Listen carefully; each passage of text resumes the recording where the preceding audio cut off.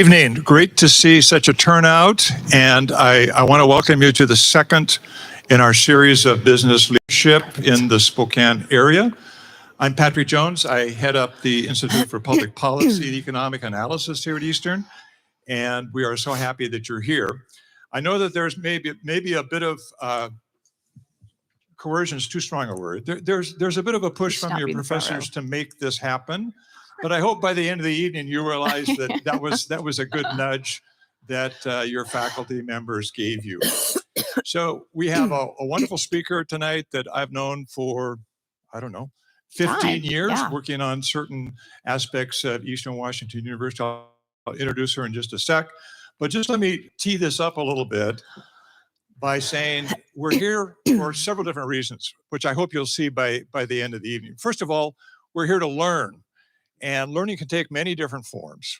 Learning can be the classical form that you're about to go into this evening in your classes.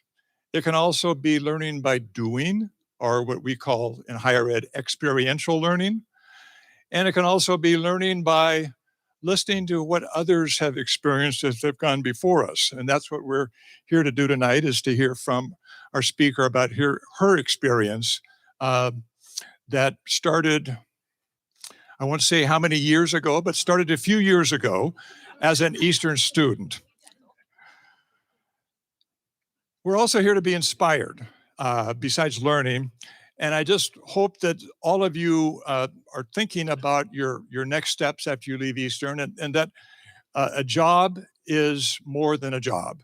A career can be a lot of richness in your lives, and you want to obviously know what you're getting into when you start that job. So it's often very fascinating and helpful to learn from others as they have navigated the challenges of their professional life. And again, we hope to hear some of that tonight from our speaker. Be sure and ask questions, because I know that this is something our speaker would love to hear. So as you're inspired by what you hear from Katy Bruya, please ask some questions. And finally, we're here to have a little bit of fun.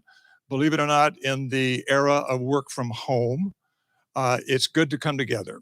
And it's good to actually be over a dinner table together. Not that we're going to be dining together, but there will be food at the end of the formal presentation. So hang around for that. And we've also invited many people from outside of Eastern. And if I could just ask all the students to think about, if they are inspired, if you enjoy coming together, that you make a pledge to introduce yourself to one person tonight whom you don't know. So please think about that. There's a lot of folks, I think, who would be interested in talking to our students. So before I introduce our speaker, I'd like to introduce a few people in the audience that I think bear mentioning. First is the advisor of the business school board, the head of the chair of the advisory board, Mr. Jim DeWalt. Jim, did I see you come in? There you go. Thank you, Jim, for coming. Thank you for your service to the advisory board. We have the dean of the college that the business school is in, and that's Dean Martha Raska. Would you please stand up and wave, Martha? We have our, what we call academic officer, the provost, Dr. John Anderson. There he is. Big, tall Dr. Anderson. And certainly, last but certainly not least, our president, Dr. Sherry McMahon. So if President McMahon would come and take the mic. Before I give it to her, I just want to say, for all of you in the business school, that I've been so impressed by many things about our president. But just know, she came from a business family in Southern California. She understands business. So thank you, Patrick. Thank you so much. We have some seats up here. If any of you would want to sit down, let's fill these seats. Lots of seats up here. So come grab a seat. Jim, if you're back there, you're welcome to come up, but right next to the provost. Are you sure you want to come up? Right here, we got you. So welcome, everyone. Thank you to the business faculty and to Patrick, your institute, for putting this together. Dr. Islam, wonderful, wonderful. It's so great to see so many students. We appreciate you.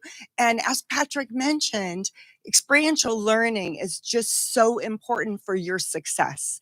And as Eastern moves forward, we'll be integrating that into more classes and more assignments because we want you to be successful. Experiential learning and high demand fields, that's where our strategic plan is headed. And we are really excited about that. And we're excited you're here today to learn. And we're excited to have you, Katy, as an alumnus. We have, just so you know, over 44,000 alumni out in the Spokane region. So as you look for jobs, don't forget to show a little bit of Eagle pride. You never know when you're going to meet someone that might make that difference. My very first job, so I grew up in California and I was in a sorority called Tri-Delt, and I had a little Delta necklace. My very first job, I was hired because I had that sorority necklace on. The person that hired me was an alum. So don't be shy to wear your Eastern pins and gear. You wouldn't wear a sweatshirt to a job interview, but certainly your Eastern pins when you go out there and interview, because we want to hear all about your successes. So thank you again, and thank you to Washington State, your bank, that all of our guests are here as well, and enjoy. Thank you. Thank you, Dr. McMahon. By the way, she has a pin, an Eagle pin, as I do. We have some extras around the corner. So anybody wants an Eagle pin, come and see Dr. McMahon or me or our Barb Ritchie. Wave your hand, Barb. She's the one who gave me the stash. So the way it's going to work tonight, we're going to have a talk by our speaker, Katy Bruya, that'll last about 20 minutes. There'll be some Q&A, actually a lot of Q&A, more Q&A than the presentation. And Professor Aldana Shah, wave your hand, Aldana. We'll start that off. And after 2 or 3 questions from Aldana, we want to invite you to ask Katy Bruya questions. After that, we're going to break up and we have our food waiting around the corner. I think you'll like it. And so stick around for the food. We timed this for you students who have a 7 o'clock class that you'll be able to have a little bite to eat before you have to head upstairs. So enjoy that. Now to our speaker. Katy Bruya is the Chief HR Officer and Senior Vice President of Washington Trust Bank. For those of you who don't know, Washington Trust is the largest of Spokane's headquartered banks and credit unions with assets over $11 billion at the moment. In her role as Chief HR Officer, Katy is responsible for over 1,000 people working at the bank.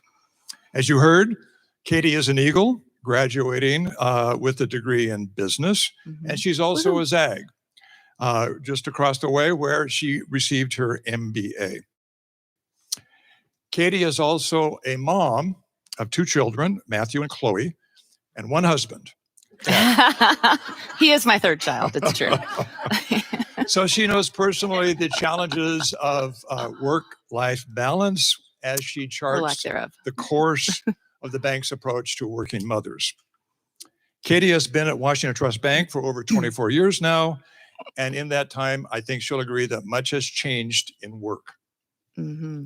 She's here tonight to share some of those observations of what has changed and where work may evolve in the course of your careers. So with that, I'd like you to give a warm round of applause to Katy Bruya. Thank you. Thank you very much. Okay, well, good evening, and thank you for coming. I've been in your shoes, so I know it was the extra credit or credit that put you here, but hey, that's okay. You're here. That's the reason I always went to. But I'm hoping you can walk away with a few nuggets. And I would absolutely encourage you to go meet 1 or even more, 1 or 2 people that you don't know. Networking is key. And the beauty of you being a college student is that the people you meet always seem to have a warm affinity for college kids, especially if they're fellow EAG. So just name drop Eastern Washington University all you can and network. So Patrick asked me to talk about the future of work. And I thought, well, that's a lofty thing. And I have some exciting things on that. I graduated from Eastern a long time ago, and had an internship in HR and have been in HR ever since. So if you have not pursued an internship through the career services or the internship department, I encourage you to do so, because from there, I actually was offered my first real job after college. I got offered that role in April of my senior year and never had to really even search for a job, just through the networking of that internship. So I can't speak enough about the value of internships. So you're business students, you know all this, but let's do a quick recap. The Industrial Revolution, the post-industrial area, all of that. When I was in school, they talked a lot about the knowledge-based economy. You're not paid for what your hands can do, you're paid for what your brain can do, for intellectual capital. Then, of course, all of the things that impacted work that you've studied, technology, impact on healthcare, the sciences, all of that. You're digital natives. You've never not had technology. Some of us grew up with landlines. I told my teenage children that, Dad and I remember when Google didn't exist and they thought we were dinosaurs. But Google's only been around since 99. It's not that old, probably older than some of you, but still not that old. Globalization, B2B commerce. No longer are we selling goods and services and products within a finite region. Thanks to that little thing called the internet and the World Wide Web, you can sell globally, right? So all of those things, as you know, as business students and alums, have impacted how we work and how we deliver products and services. But let's talk about it from an HR standpoint. The generations. There are now 5 generations in the workplace for some industries. Banking, I'm wearing Trust Blue today. Banking has 5 generations. We will have the greatest generation, the traditionalist, all the way down to some of our Gen Z, some of the newer entrants in the workforce. The Gen Xers, we're kind of sometimes middle management, executive management. Baby boomers tend to be more senior management. That's going to be kind of a key thing to talk about in a moment. But those changing demographics are really important. There's a lot of millennials. They comprise a significant portion of the workforce, and they bring their own sorts of needs and desires and imprint on the workforce. Nonetheless, the people who are in charge might have different views of what a workforce should look like. And there's a little bit of inherent tension there, which kind of makes it fun, right? But some of those individuals are going to be retiring. So that's going to open up a lot of opportunity. There's the transfer of wealth from an investment standpoint, and then that transfer of knowledge from an intellectual capacity standpoint of your workforce. How do we capture that when all those individuals leave? And of course, you've heard about the gig economy, right? That's been around for a while. It could be your side hustle. Maybe your side hustle is your main hustle. I was in California for something, and my husband and I got an Uber, and it happened to be this really nice Lexus. And this young man, maybe 25, was driving it, and we tend to be kind of chatty. It's like, well, what are you doing in school? He said, no, I'm kind of inherently lazy, and I really like video games and my flexibility. So I just drive Uber for enough cash to kind of have my lifestyle. And I thought, well, you do you. Well, that's great if you can make it swing. I don't know if he lives in his parents' basement. I was really curious about that. But his side hustle is his main hustle because he works when he wants to work. Now, probably if there's anyone over maybe 40, you raise your hand and you'll say, I didn't get to work when I wanted to work. I was there every day at 8 o'clock. And, I do have to say, as a Gen Xer, though, you haven't really lived until you've been in a corporate setting or had a job. You're in your 20s. You go out organically, you go out again at 9 o'clock. And then all of a sudden it's really late and you're tired and you go to bed and you wake up and maybe you had a little too much the night before, but you cannot be late because that baby boomer boss will not let you be late. And you hop in your car and you throw your makeup on at the stoplights and you drink your coffee and you slide in at 8:01 with the stamp from the bar still in your hand, unwashed, but you made it at 8:01.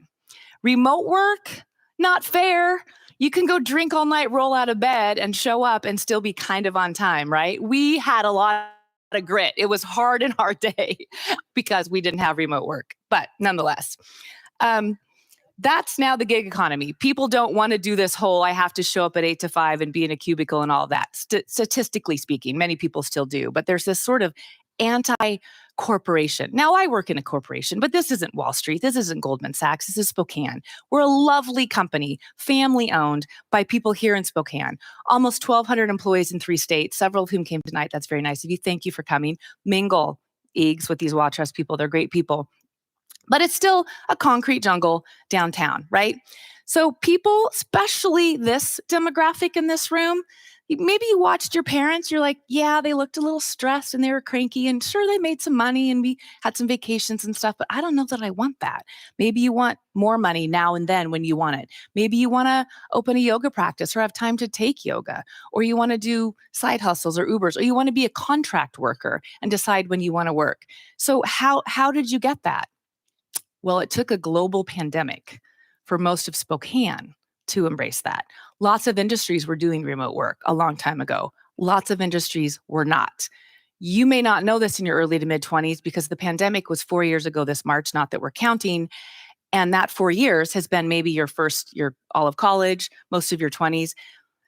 I feel for you, especially if you graduate in 2020. You were robbed of your senior year in high school. My kids were in junior high of COVID. They were robbed of that formation and socialization skill building piece. But a global pandemic turned the workforce upside down. And I could talk ad nauseum about what that impact was.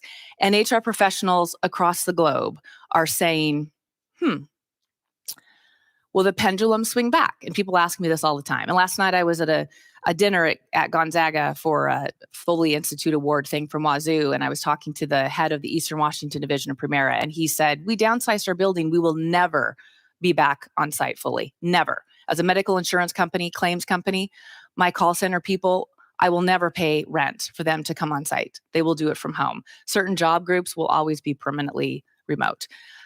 Banks notoriously were not known for being remote. We embraced it because we had to, like a lot of people in March of 2020. And now it's there, and you cannot put that proverbial genie back in a bottle. So what do? We went from our little blazers and our little conference rooms and our offices to Zoom, WebEx, Teams, remote, distributed employees. You know, there's so many pros and cons to all of that, right? It opens up your talent workforce because now you can hire in other areas. But you might lose some of the in-person collaboration. For every pro, there's a con, right? For both the employer and the employee side. But now basically employers say, hello, or employees say, employers, give me this. I want both. I want to be in the office so I can see the people, drink the bad coffee, get to talk about what we did last night, whatever. But also, you know what? I want to be at home and I want to do it when I want it. Now, for a while, employers were kind of candidly held hostage against the wall a little bit and said, okay, there's nobody working right now. We'll do whatever you want to keep you. That pendulum has shifted a little bit. But, you know, here we are 4 years later. What are the days that most conveniently feel like work from home days? Monday and Friday. You walk in any corporate garage, Monday, Friday, pretty empty. So everyone's had to learn digital skills. So I presented something in 2021-ish to the business school at Gonzaga, and they said, how do we do our resumes? We haven't even seen in person anybody, right? And I said, well, look, you have some skills that statistically come more naturally to you as a younger person called digital communication. So you can go do some reverse mentoring of other generations and other people and show them how to really make Teams sing, how to use WebEx, how to hit mute. Why did it take us 2 years to learn how to finally hit mute on a call? But it did, right? So some fun stats. Zoom had 10 million daily meetings in 2019, which is a lot, 10 million users all across the globe. 300 million in 2000. People got really excited. Investment club people, pay attention. And they said, we should totally buy stock in Zoom because hello, and DocuSign and probably Peloton. And there's a lot of things we should have bought stock in. Well, they all bought stock in the wrong company. The ticker was ZOOM, and it's some Beijing company that makes parts. The ticker for Zoom was ZM. So there's this whole article about how in 2020, this random company saw its share value go up 183% because all these people bought it. So do your research. But that's capitalizing on an opportunity, which business school should teach you, right? That's the future of work. We're going to capitalize on an opportunity. The third place, I studied that in graduate school. You have school, you have home, and then you have that third place where you want to hang out with your friends, be at a coffee shop, do some homework, whatever. Work became the third place for a while, and some companies embraced that. A lot of companies, financial institutions especially, said, I'm sorry, you can't have somebody go put a laptop with client information at Starbucks. Are you kidding me? So if you want to work in cybersecurity, InfoSec, management information systems, so many jobs for you because the third place kind of just is because you told us as a workforce that you needed that. We know why people want remote work. We get it. I had people from my Seattle office call and say, man, I had no idea the simmering road rage I had on I-5 every day. I didn't realize how sick I was of planning my life around traffic or if there's a Mariners game or whatever. And when I didn't have to do that because of 2020, because they couldn't be together, they realized like, whole new world. And they didn't want to go back. Well, guess what? It's $55 a square foot in Seattle, 25 here for Class A office space. That's sort of expensive. What are we going to do with all those leases, right? So corporations had a lot of work to do, but recognize dry cleaning bill, paying for parking, the flexibility of time. They got it. Some industries sooner than others. That being said, it's a little mixed bag for people on remote work. Look to the right of the screen. 2/3 say, I have to admit, I kind of miss seeing some people, over half say I miss seeing some people, and 2/3 say, I'm really tired of staring at a screen. In fact, I think we've actually lost the ability to network in person. So I would really encourage you to not let that muscle atrophy. We have to be able to connect one-on-one with people, whether it's an Uber car, an airport, a network thing where you're forced to do it to get credit or whatever. We can't lose that. That's like a human need for connection and for business. Golf course, it's true. That business happens there, racquetball court, wherever. Not always just on digital. That being said, I have an employee, she's a rock star, but she said, you know what? Now that I've experienced a taste of this, I will never not work in a company that offers hybrid remote because my lunch hour means I get to walk 5 minutes to my first grader school, pick him up, spend a few minutes with him, connect with him, feel good about being a working mom, not quite so guilty like a lot of us did, and then grandma comes and gets him. Could she do that from downtown? Sure. But she'd spend 20 minutes driving, 20 minutes back. She'd have, 15 minutes with them. She will never not work where there's not hybrid. The future of work is that these demands / requirements will not change and employers need to be ready. So businesses are ready. They're, pivoting and creating really cool items to make it even harder for people to come back to work back to the work site because lots of people still do want people on site. So look, for a mere $4,500, you can buy this and put it in your backyard and have a home office. Now, how can I compete with that with my cool concrete jungle downtown and cubicles, right? So Costco's going to sell that. You're not going to expense it to your employer. Don't try, but you could put that in your backyard. Now in January in Spokane, that could be a different thing, but home gym, bike, office, whatever. So, the world gets it. Remote work is here. This is funny. This made me laugh. This came out about 3 days ago. California is known, I'm not even going to say it's employee friendly. I'm going to say it's anti-employer. It's gone so far. Sorry if you're from there or do business there or love it there, but it's just, I would not want to be a business owner in California. So they've decided, you know what? We are picking on you guys too much, sending you late night emails that you answer. There's accountability there, but we're going to create a law that says we're going to fine you $100 every time your boss emails you after hours. Because it's discriminatory, it's not fair. Okay, well, I can argue, I'll match your discriminatory. Here's discrimination. I had young children, I put them to bed. I had boundaries around the time between dinner and bed, did not check my phone, didn't do anything. When they went to bed, what did I do? Logged back on. Probably sent a lot of emails to my staff at 8 o'clock, 9 o'clock, 10 o'clock at night. That's flexibility. It's not right to say, well, these phones 24/7, we better start monitoring it. You're going to have to self-monitor it. You're going to have that conversation with your boss. Tell me about your expectations. My boss calls me a lot all the time, but you know what? There's a time I had a thing at home and I just said, can I call you back? Of course, absolutely. So I think this is more on the employee to self-monitor that, turn off your phone, all of that. You'll have to manage that because I get that your generation, there is no separation of church and state, so to speak. You are not a worker from 8 to 5 and a person from 5:01 after. It is all blended in your mind, and employers need to recognize that. There's some unintended consequences of all this remote work. If you own CRE, commercial real estate, you have a lot of empty buildings. Downtowns across America have vacant buildings that are now having people go inside and do things they shouldn't be doing, drugs, illegal behavior, criminality, etc. So we don't want to have a bunch of empty buildings that get taken over and become dens of crime. Out of business signs are popping up. Home gyms have made it really hard for gyms or personal trainers to stay in business. They've had less customers, restaurants, boutiques, right? So all of you at home, you're spending money online. you're not spending money in person, right? That's not a new thing per se, but it's really changed a lot. People don't go out to lunch if they're not working on the same team and they're remote. They're eating lunch in their kitchens. So Patrick said, okay, Katy, what's the future of work? So here's what the research says. The 5-day work week will go away, become 4. I'm sure all of my Watch Us people are saying, Katy, when are you going to set that rule? Not today. That's what people say. I don't think that will happen anytime soon. We're the leader of the free world. Germany takes all of August off, and it's great.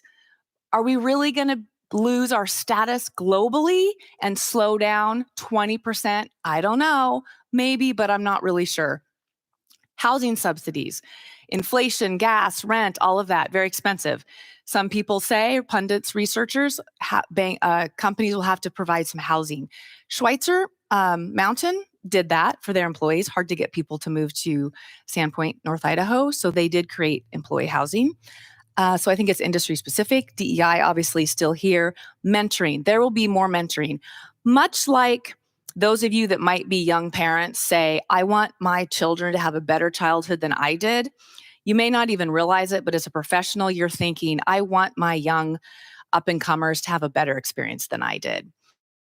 While we all pride ourselves in all the grit that we have because we kind of raised ourselves, we also recognize it would have been nice to have a little more support. So I think there's way more mentoring happening. You just have to ask for it and people will be happy to avail themselves to you because, we didn't always get it, generationally speaking. So the things that the future employees want, probably from this list have not really changed. You want to be paid. You want titles more than other people want titles. So that's going to become something to make sure companies recognize. You want to be promoted. You want to have flexibility. I think the key thing is it's all combined now. There's not the separation. And what I keep seeing is that people don't want to get out of balance. My 14-year-old daughter is a freshman. God bless her. I talked to her about club volleyball next year, and she looked at me very seriously and said, Mom, I just need work-life balance. I thought, you are 14. And I got a little kind of like, you don't get to say that until you've been unbalanced. And then I realized I sound like that old lady. Like, no. You don't get to ask for those things until you've suffered a little like me. And I realized that's not really the message I think we should say. And I think the message of the millennials and the Gen Zs, they're coming in saying, yeah, we want to start balanced. We don't want to freak out, get really stressed and unbalanced, and then say, okay, we need to restore balance. So from a workforce perspective, I think employers need to be ready for that because you're going to be coming in with these expectations of, I think I'm going to do it a little differently. But that being said, who's in charge of you? People who want you to work really hard, not necessarily be stressed out and miserable, but work really hard, prove your worth, add value and contribution to the company, right? Business 101, maximize shareholder value. So until that generation isn't really in charge anymore, a lot of those edicts will still be there. But I think the right companies will recognize the workforce will have different needs and demands. So to wrap up, what are the skills you're going to all need? The same list it was there 30 years ago when I was in my early 20s. Be collaborative, be innovative, problem solve, be creative, liberal arts majors. This is what you do, right? All of these things. Business majors need to have this or partner with some of those humanities folks that bring a little bit more of that to the table. Not that you don't. Certainly technology, digital, your career path. I've said this way before COVID, but your career path sometimes goes here to go here, right? It's not up like it was in the old days. It's very squiggly, kind of a weird little yellow brick road. But the number one thing, and people who know me know I preach this all the time, the number one skill I think we all need is emotional intelligence, those people skills, so to speak, because you can be incredibly smart and incredibly good at what you do. But if you leave a trail of dead bodies behind you, you're not going to get anywhere. You need to have the emotional intelligence to problem solve, interact with people, manage their relationships, manage your emotions and the emotions of others. So EQ is your thinking brain and your feeling brain shows up in behavior. It's not some wonky psychology thing. Harvard Business Review has been talking about EQ since 1999. It's an actual business thing. It is very important. And there's a whole book on sales and EQ and how it impacts sales. And bottom line, the higher up in a corporation you go, the more you need EQ versus IQ. Now, would I say you can be kind of dumb and not have book smarts and make it really high? Well, no, I wouldn't say that, because one time I gave this talk similarly in front of my boss. So I said, of course, you need a combination of both. But research will show, and the University of Iowa did a huge study, EQ became more important the higher up you went or the more you were in sales. So what I want you to have for the future of work, employers recognize this workforce is coming in with dramatically different ideas of what work looks like than it was for us, and we need to accept that. Employees, you need to have EQ, and then AI, which seems like a kind of a cognitive dissonant thing. Artificial intelligence is amazing and horrific at the same time. You could do hours on AI, right? Double-edged sword. It is like the little intern who will lie to you. It will do anything you want and work super hard for you, but it may not be factually accurate. We're still figuring out what this looks like, but you can augment your jobs and be more efficient. Your assistant can do meeting minutes and agendas now and spend more time on other things. AI will probably replace some jobs, not all of them. There was an old saying years ago that there will be two employees in a factory, a man and a dog. A man to turn on the machines and the dog to make sure he doesn't touch them and wreck everything. And that was said in 1989. So even years ago, they were talking about the future of work being automated. So it's going to be more automated with AI, but we're still going to need human capital. We're still going to need people who understand how to collaborate, work together. At the end of the day, we're still going to need business majors and humans to work together. The future is bright, and I'm very optimistic about it. Thank you for your time. Happy to entertain any questions.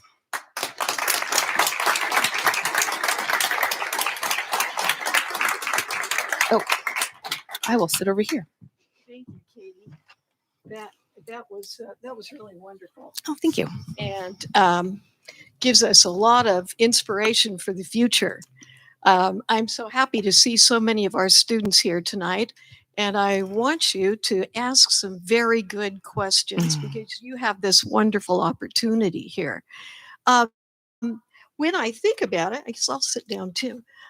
When I think about it, have you thought about what, if you could go back a few years, not a long time, but since you graduated, if you could go back to your student self, what advice would you give that person? That's a great question. I guess I would say you don't have to have it all figured out and you don't have to know everything. And ask questions. It's very different to ask a quote dumb question at 23 than 35, right? I mean, this is your opportunity. Ask a lot of questions and don't feel like you should show up and know everything. And I think I felt like I got to be impressive. I have to know everything and be very serious. And it's fine. People want to help you. They're going to give you grace. It's all right. Well, I think that's really good advice, and to be able to communicate, I think, is so important. You mentioned AI, and that causes many of us concern. Some people feel it's going to be a very useful tool. How do you see that working into human resources management in terms of screening future applicants? Yeah, that's a good question. So, people falsified resumes and applications for years, right? But now you can have Chat GPT do it and it will look beautiful. So how do we know if you really wrote this or if AI wrote this for you? So there's a little bit of, we're trying not to assume the worst, everybody's lying to us, and yet you're also using your resources. So maybe that's good, but I need to know you have the skills. So I think AI, we're testing a lot of different tools right now, actually, in HR, and we use words a lot in HR, and Excel as well, words and numbers. So we're testing something called Microsoft Copilot to see how it'll work in those various Microsoft apps. And it's been really interesting. And sometimes it is just candidly really stupid. It just does not work and falls flat on its face. And other times you think, whoa, this is really good. So I see it as taking away some of the administrative tasks as we learn to really leverage it, taking meeting minutes, setting agendas, summarizing things so we don't have to read every word. And there are a lot of really great things. I just need to make sure it's being used ethically, appropriately for candidates, employees, et cetera. Does it search by keywords? I've heard that's the case. Well, in it many can. You can cases. kind of tell it to. You can search by emotion. So you could, if you all wrote a survey to say what you thought about tonight, AI could go through and pull, some emotions based on those words and say most people were pleasantly happy, or everyone laughed when you walked and hit the door through the thing. True story, because it was very clear glass, and I thought it was open. It can literally summarize based on lots of different things. Yeah, it's really amazing when you think about it. Mm-hmm. Yeah. Keeps us up at night, though. We're a little worried. Yeah. Yeah. I would be worried too. Being able to supervise remote workers, do you find that management, especially the baby boomers and maybe even some of the millennials, are concerned about being able to adequately supervise remote workers? It literally matches the research.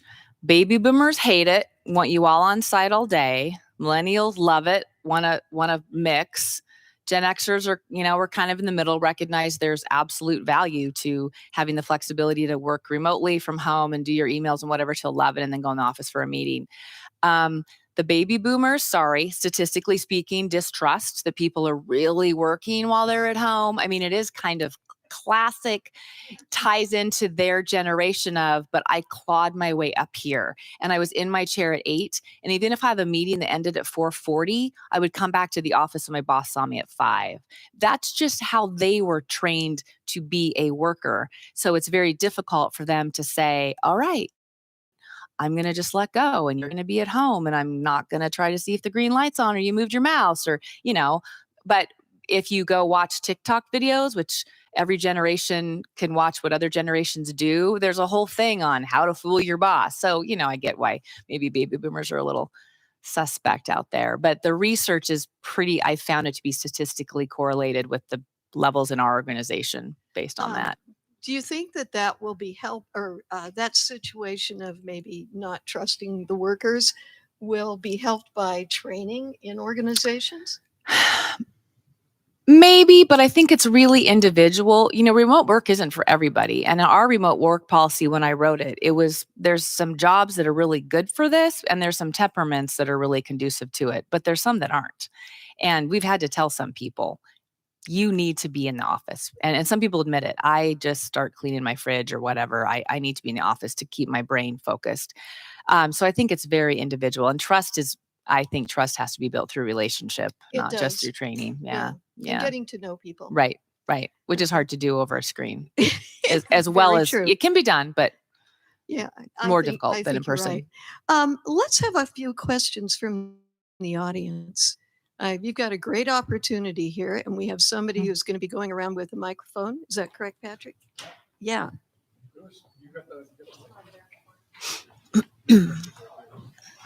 All right. Habib, are you doing it? Oh. Go ahead. Hey, Barb's loud. Oh, here he comes now. Thanks. So you talked about IQ, EQ, and if you had an employee who needed help with the EQ, what would you recommend? Like reading a book or? Great question. Yeah, there's classes, there's conferences, there's books. Daniel Goleman, Goleman, was kind of the preeminent author of this. He's a PhD, so the book's a little dry. Sorry, professors. But there's lots of other, but it's very informative though. I read the whole thing. But for an employee who might need some information that they can use right away, there's a lot of EQ resources available. I would start with Harvard Business Review, hbr.org, because they've got some quicker, shorter little job aids. But there's 5 main pieces, and it starts with understanding your own emotions and then regulating them. And that's kind of half the battle sometimes for people in the workplace. Conflict resolution will continue to become a skill that really that muscle will need to be flexed a lot when you're dealing with people in person versus remote. remote work worked really well for our particular company because we had a lot of long-term relationships. The new people coming in, we've actually said, you need to be on site for a while. You need to build that trust, build that relationship, let people get to know you. And then when you're a tiny little thumbnail on a screen, you have that connection. But when you only start with a tiny thumbnail on a screen because you're 5 states away, you have to be more intentional and you have to have more EQ to be able to relate and not misunderstand things and assume the worst and all those things that can happen in communication. Okay, let's have another good question.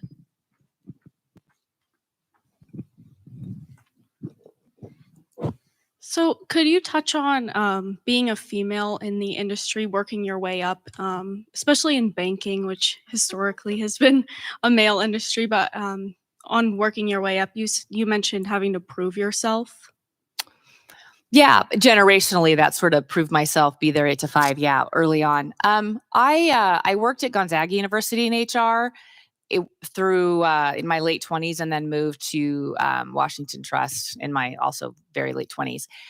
I honestly, I believe you find what you look for. So there will be people who absolutely say, "Oh man, they are not giving me the respect I deserve," and sometimes it's, well, maybe you're just not deserving, or maybe your ideas aren't right, or maybe that's nothing to do with your gender. So, I would ask that in a better way, of course. Do men sometimes not realize the things they say and they're kind of excluding people? Yes. Is it intentional in my company? No. I've yet to see anyone say, Katy, you don't get to sit here because you're a female. But I also have to ignore if they're kind of like, oh yeah, make sure you have all the, sorry, Patrick, but I'll say Patrick mentioned working moms. I would say working parents. There's more dads that take leave now that ever did, right? So changing the nomenclature to be more inclusive of working parents versus working moms, etc. I would call them out though a little bit and say, you didn't really just say that, did you? Do you know how that sounds? And they'd kind of, oh, yeah, sorry, thanks. I am an idiot. And yeah, shoe fits. So I also had that personality that wouldn't really back down. And I think those were some coaching moments. We have some other executives that would interrupt and I would just interrupt back. Or finally, I would say, I don't think you're aware your younger male person is interrupting his boss, who's an older female. And you as the head of this division need to shut that down because she is 60. She's not going to interrupt back. She was culturally trained not to do that for whatever reason, or that's just her personality. And and he did not notice that. So I think the key is if something happens and people change their behavior and acknowledge it, awesome. If they don't, get out. But that was my kind of litmus test. If I can say, do you realize how that sounded? And they own it, I don't have a problem. So personally, I never really felt like I had this horrible experience. Other people have in other industries or other institutions, but I think we have a special culture, and I know people say that about all their companies, but we're family owned. We're very respectful and kind, and so I'm grateful I didn't have to experience craziness. Yeah, it was kind of silly. You don't even know where the women's bathroom is, do you? Sorry, I don't. Okay, let's go find it. You kind of have to just train them.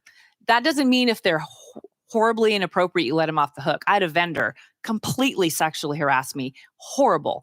And I went to my boss, who's the president, and told him, and he instantly said, we will fire him and we will never use that recruiter again. Like, that's the kind of company you want to be with. Yeah. Good question. That's a really good question. Can I add one more thing to that? Sure, go ahead. I think women your age, having a 14-year-old daughter, you're fierce. I actually look at my son and think, man, you're going to get run over. Women, you young women, you are awesome. And you are not holding back and you're appropriate. You're not being jerks about it, but you're coming in like, here's what I bring to the table. Here's what I do. You need to listen. So honestly, I think the men better watch out because you are coming in and it's great. And I love it. I agree. I think that's wonderful.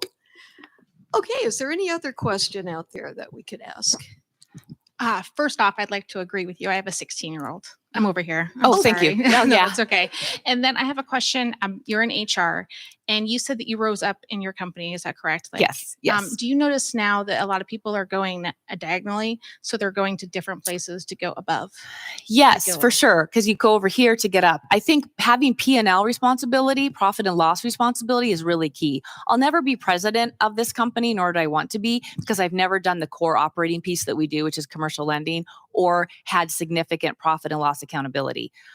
Except way back in my career, early on, I was in sales. So having that is helpful, especially when you're in a support department like marketing, IT, HR, finance, etc. So absolutely, if you can find ways to get those particular pieces on the tools in your toolkit, as they like to say, absolutely. So if it's a lateral move, go be an entrepreneur, start a company and say, yeah, I get how to make money. So when I come into your company in this role and support you, I understand what the salespeople are facing and what that means. And I can read a financial statements and a balance sheet and all of that. I think those things are key. So I'm all about going sideways to get those skills so that you go up. I think that's really good advice. Being able to get a wide breadth of experience. Yeah. And there's a lot of Khan Academy. There's so many things out there, certificates that universities offer. You can go out and get lots of things in your resumes to show that you know that. That you have content knowledge. Mm-hmm. Content knowledge. Yeah. Yeah. I think Barb had a Well, question. and I also get when I Kinda listen scared. to you speak, it helps to have maybe to communicate and kind of educate those people that need to be a little more sensitive, that you have to have a pretty good sense of humor. Yes. Sense of humor can get you through a lot, right, Barb Ritchie? Yes. At the end of the day, it's not rocket science, unless you are working for NASA, in which case I don't know what to tell you. But, sometimes we all just need to relax. It'll be fine. Tell your boss, it'll be fine. Yeah. Oh, that is, I think, a lot of wisdom to share. Thank you. Any other questions at this point? And I'm sure when we have the networking and a little bit of time. Oh, there's one guy more back back there. Yes, go ahead. Hi. Whoa. Hello. When did you know that you were ready to be a manager? Oh, wow. When I was 8 and bossed all my friends around, maybe. It's funny. A lot of people want to be leaders and managers. And when I interview them, I say, okay, here's the deal. The buck stops with you. You get all the sticky problems. You're not the fun guy that gets to go see clients and whatever. You're now the boss, not the peer. So there's certain things you don't get to do anymore. And people are going to come to you and complain. Are you sure you really want this job? Because it's not all glamour, right? But I really liked getting results through people and bringing them together and hopefully having a vision and getting everybody going. Because I had all these ideas and I knew I couldn't do it on myself. So my first management job, I was probably 24 and she was, I bet, probably my mom's age. And she was very gracious and kind. And I'm sure I screwed up all the time with her, but she was great. But the most learning I had was a really hard employee that was really challenging. And that's where I grew the most, for sure. But that's when I knew. And the biggest prop I will give is to people who say, I want to lead. They go do it and they recognize, no. And they step back. No ego, no shame, no nothing. They just say, I'm better off over here as an individual contributor. And I really applaud people who recognize that, because if you're managing and you think you just have to stick with it, but you're horrible at it, it's not good for anybody. It's better to just walk away. Okay, that leads me to think that there could be a lot of turnover in jobs that there hasn't been in the past. Do you see that happening? It was a weird dynamic post-COVID because it felt like so many people left the workforce. Right. So there was voluntary turnover from people who said, I don't want to do this anymore. I'm going to go find my life calling. And they switched industries, right? Mm-hmm. So the COVID shift made it really tricky because people who were in traditional career paths just said, what am I doing this anymore? I lost my spouse or my daughter or my cousin to COVID. Life is short. I'm going to go garden or open a yoga studio or do something totally different. So we had a lot of people leave the workforce then. We had a lot of people pass away and leave the workforce. The turnover rate is now settling down and the job market's getting more competitive, which puts employers a little bit more in the driver's seat than it was before, candidly. Yeah. Do you see there's a great deal more interest in entrepreneurial ventures? Yes, and I know your speaker last time spoke on that, and I bet that was a wonderful talk. I meant to listen to that online. I do think people are a bit of, I'm going to run my own deal now. I want to see if I can do it, and not kind of follow the path of the people before me. I have seen some people do that. And I think I mean, look at the digital world that you can create, right? All of the things that you can do, an app you can make, or some idea that you have, the business case competition, the judging I've done for Eastern before. There's some phenomenal ideas. And I think it's really exciting to hear about the talent that's out there. It's that disruptive sort of mentality. If you haven't watched the Uber show, it's a small series, like 8 episodes. I forget the name of it. It stars the gentleman who was in Friday Night Lights. Super Pumped. Yeah, thank you. And it talks about how disruptive that is, and how now the culture is hideous. Let's never do that again. But that was a bro culture right there. They were horrible to women. But having to disrupt and push boundaries, and be entrepreneur in nature. And now you don't even think about not having a rideshare app on your phone, right? But somebody had to come up with that. And it started out just a couple people. So yeah. It's exciting. And we do fun. have a lot of creative ideas. Mhm, And I mhm. encourage you, students, follow through on your creative ideas. And we have some great things coming up in the future. For sure. I've been judging those kinds of Yeah, events yeah. too. And it's pretty amazing. Is there another question? Yeah. Okay. I was wondering your opinion on getting an MBA now. Is it still relevant? And needed? Yes. I have a Okay. big bias towards higher ed. In fact, one of the things I should have said in there, they talk about the future of work where companies will do their own training and the value proposition of higher ed is going away. I have a big bias towards higher ed. I think we still need those degrees, but they talk about the paper ceiling. Remember the glass ceiling? Now it's the paper ceiling. Is it discriminatory to require bachelor's degrees for certain jobs? I just can't argue enough the value of an education, and especially graduate school education. I would not go personally right after undergrad. I would wait. I would work a while, get some experience, then go back. I went back I think I was 3 years post undergrad, and then it took me 3 years to get my MBA because I did it at night while working full time. So by the time I graduated my MBA, I was 29, and I was 21 when I graduated, undergrad, or 22 or whatever. But I liked that I had other professional adults in the class with me that had some real life experience, because at that level, so much is discussion based, and you bring yourself to that discussion with your real life professional experiences. Whereas if you're straight from undergrad, you don't have as much. No judging. If you ended up going straight from undergrad and hammered that MBA out in a year and have that in your resume, that's great. But big fan of I will own my bias of business graduate degrees versus leadership graduate degrees. I am very much pro-business. I am a capitalist, free market, MBA all the way. Yeah. But the leadership part of it. But the leadership part is add very to the key, and all of EQ. those classes are very important. It adds to your EQ. But It does. yes, sorry. Yes. Now some professors write me nasty notes now. AI is going to say the sentiment is angry. One more question, and I see it in the back. Yes. For our younger generation, what are some valuable qualities we can bring into our professional work? Well, bring in your ability to apply technology respectfully, because sometimes people feel weird if you just elbow them out and take over and do tech, but bring in those abilities to think differently and be really efficient. Don't ever say, oh gosh, that was the year I was born, when someone tells you the year you started there at a company. Nobody likes that. Don't remind them they're old. But absolutely bring in, we have somebody working for us right now. He dresses well. He asks lots of questions. He's there on time. He wants to do more. Show that you want to help. People who come to me and say, even a manager that's worked for me for 20 years says, Katy Bruya, your desk is really full. What can I take off of it? Oh, no. Actually, that would be great. Thank you. Could you help me with this? Go ask for work. Make yourself so indispensable that when a job opening comes up, whether it's in another department or here, they say, there's that one person over there. And then they call you. So make yourself known, do whatever it takes, and be indispensable. And always say your name until you get to know them, so they remember your name. That is such good advice. I want to thank you. You've done such you. a This is great really job fun. this afternoon, and Thanks. given us a lot to think about, really. Thank you. Both professors as well as people in the business community and our students. So I want to thank you very much, and I'd like, let's give her a huge round of applause. Thank you. And I understand there's going to be a presentation now.